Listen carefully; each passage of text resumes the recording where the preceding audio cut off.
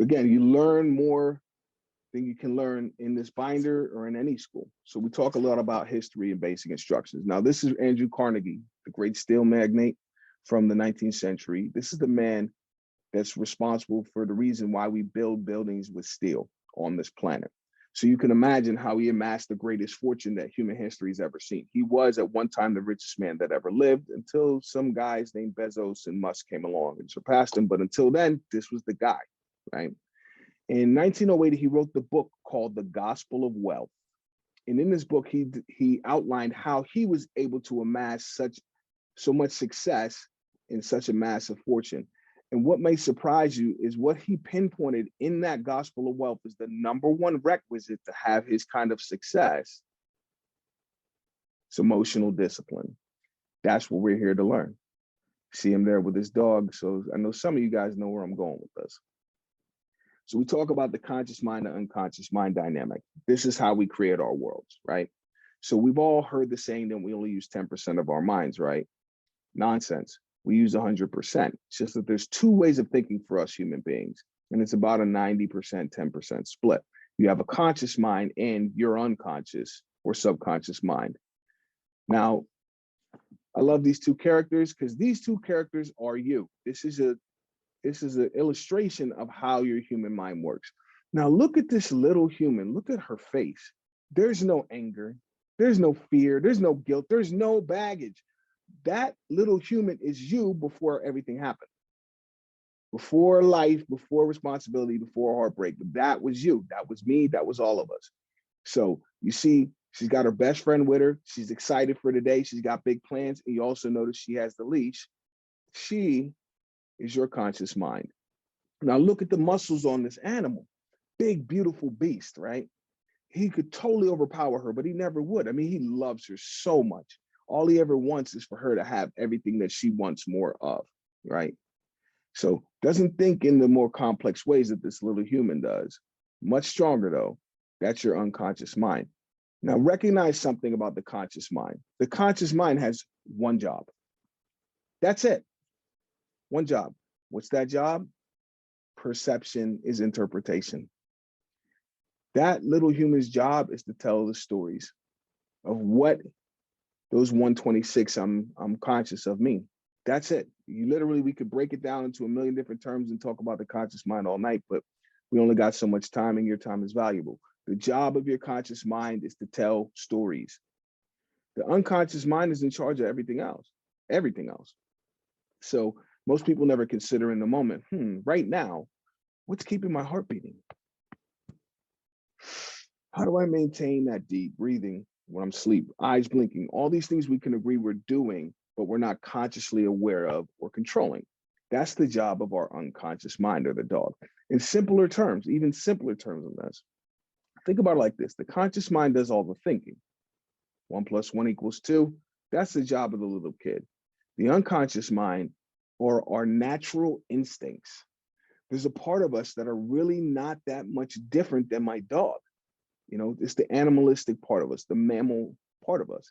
Now, I'm going to do a mind read here, and I'm going to assume that nobody here has ever woken up in the morning and said, you know what? I'm just going to be pissed off at the world. I'm making a conscious decision right now to be pissed off. Or, ooh, you know what would be better? I should be afraid. I should just walk around charged up with fear. No one's ever consciously chosen that. So if it's just pops up unconscious, well, then that tells you that your emotions are the job of the dog. So now we know the unconscious mind is so powerful, it can hold memories all the way back through your conception and even before that. So how do we store all of our emotional memories in our mind?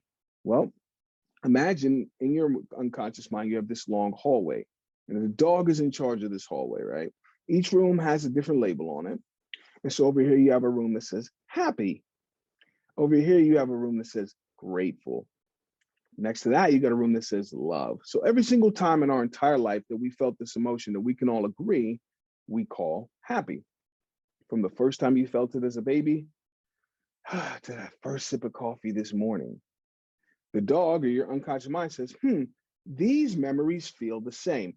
And the happy memories go in the happy room. Every time you felt grateful, it goes in the grateful room. Every time you feel love, it goes in the love room. Now, here's the significance here's this thing, something about emotions that most people don't realize. There's no such thing as good and bad. It's positive and negative. It's like this battery.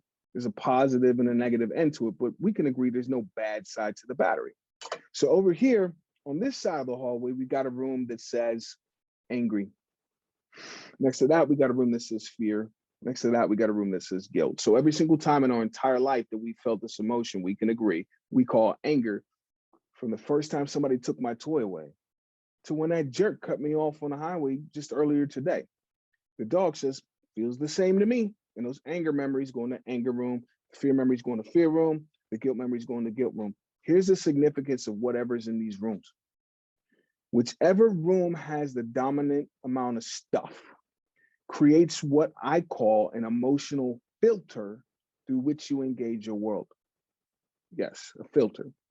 So looking through that filter is like looking outside of this tree. I can see the blue sky, the white clouds, the green grass, the trunk. I feel like I could see this thing clearly. At least that's what I believe. But there's something in the picture that we can all agree is definitely there, but we can't see it consciously.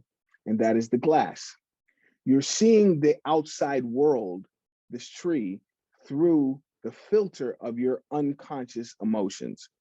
So whichever room has most stuff is going to be your dominant filter in life. How you approach your kids, how you approach your job, how you approach your relationships. It's going to be through the same filter of whatever the dominant emotion is at the unconscious level.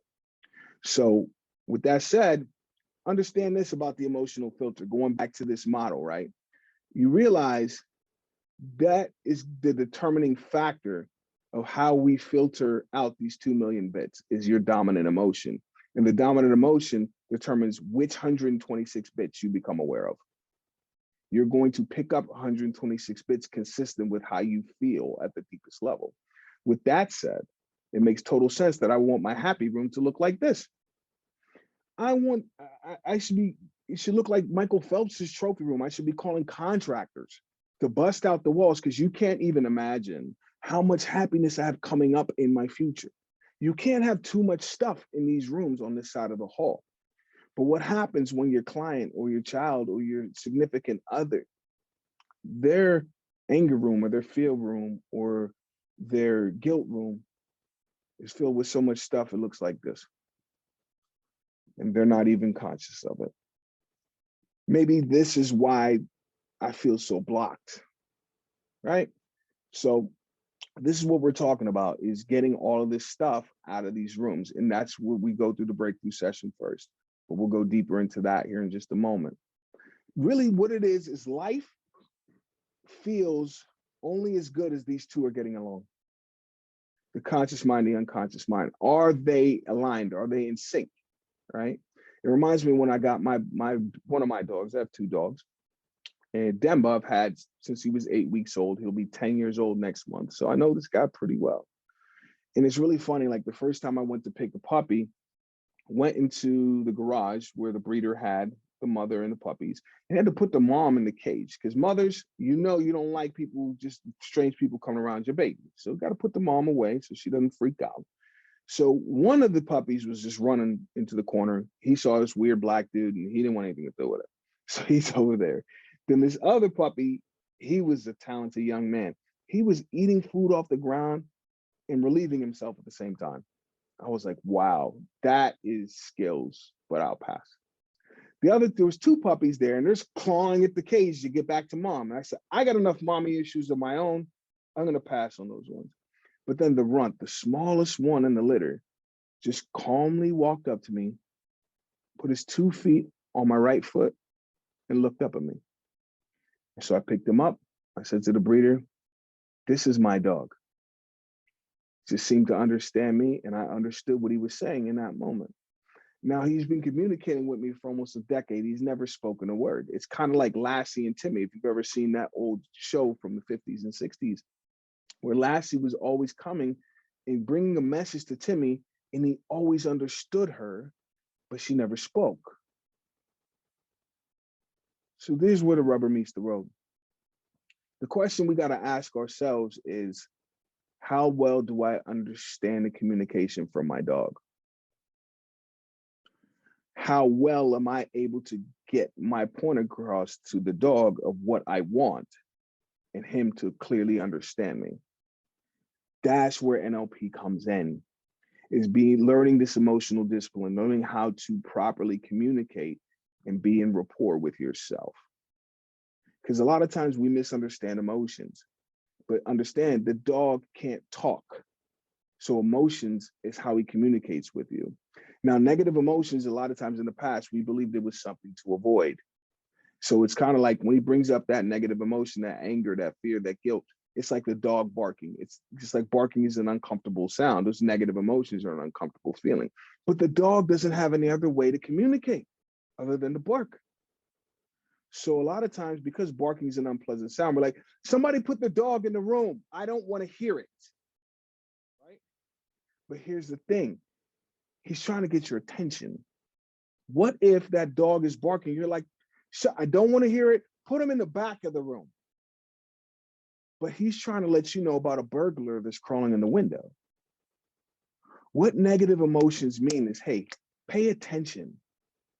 It's not something to avoid, but it's like a little kid walking in the kitchen and seeing that blue flame up on the stove, and he loves the color blue. He's like, oh, that is cool.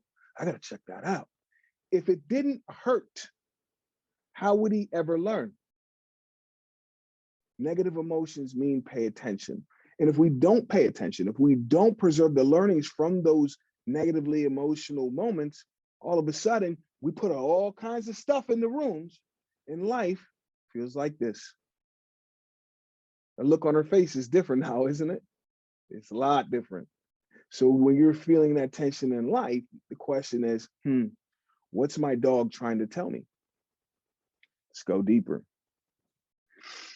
This is so much fun to me.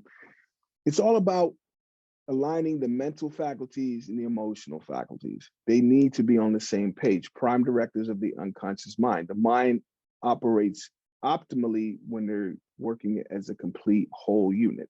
That means the dog and the kid are getting along perfectly. They're in rapport, right? Because when they are in rapport and you know how to communicate with them, which is what these basic instructions were given to you to do precisely, then life starts to feel fulfilling. You have more joy, more fun, more pride in who you are, simply because the kid and the dog, your conscious mind and your unconscious mind, they love each other and they're working together. Let's go deeper.